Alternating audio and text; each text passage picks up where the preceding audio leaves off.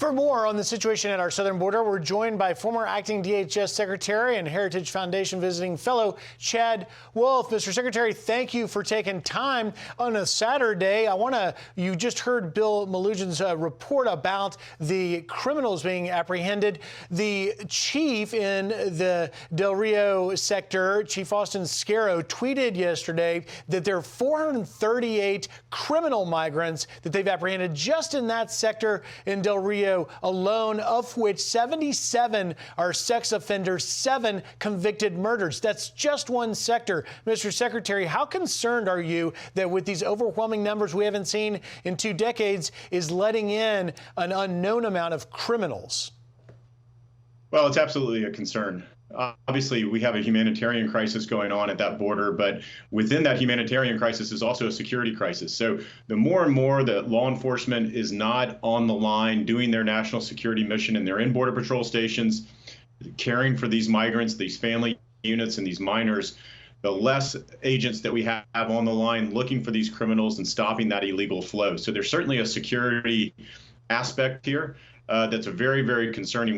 We know from experience, going back to 2019 and even earlier, we know when you have a large number of individuals coming to the border every single day and night, we know that bad people will try to hide themselves within that flow. And so I'm glad to hear that Border Patrol is able to identify some of these folks.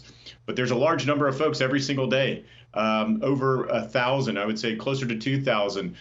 What we call gotaways. These are individuals that are never encountered by Border Patrol. And so that's what concerns me, because you don't know if those are family units, you don't know if those are MS-13 members, and you don't know if they're actually far dangerous, terrorists and others. So there's certainly a security aspect to that border that is certainly a concern during this humanitarian crisis. Well, sure it is. And as our viewers are looking, that's our drone footage over the Panitas, Texas area in the RGV sector. And they go right through that wall opening, and they go to the Farm to Market Road over to Highway 2, straight up north and all over the country. You talk about the gotaways, but let's talk about the number released. We're now hearing more than 61,000 migrants have been released into the United States since February, compared to 364 to President Trump's last year. That is a startling number. Your reaction? It absolutely is a startling number, and it's a direct result of the policies that this administration has put in place over the last 4 months. If you're a minor, you're going to get released into the United States. If you're a family unit, you are likely going to be released into the United States. So what does that do? That incentivizes you to grab a child and try to come across that border and claim that you're a family unit, because you know that you will be released into the interior of the United States. And that's your goal at the end of the day.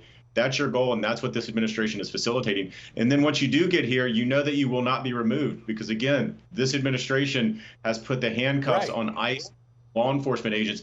They can now not remove individuals that, again, have no legal right to be here unless you're a serious aggravated felon or you're a terrorist. Exactly. And so and I want to hit that with you before we run out of time. We've only got about a minute left, Mr. Secretary, but we have seen, of course, President Biden rejecting the abolish ICE calls early on politically, but it seems that many of the things, from the number of deportations down 60% to the really taking away the enforcement tools for ICE, that they've done just that, abolish them.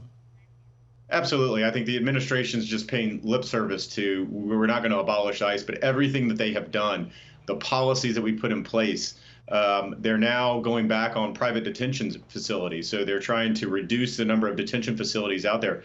Every single policy that they have done is to tear down ICE's ability to do their job at the end of the day. So instead of Congress changing the law, which they won't do because they don't have a consensus, this administration is trying to do it through executive order and through policy, and it's wrong, it's dangerous, and we're not protecting our communities like we should. Former DHS Acting Secretary Chad Wolf. Mr. Secretary, thank you for taking time. Thank you.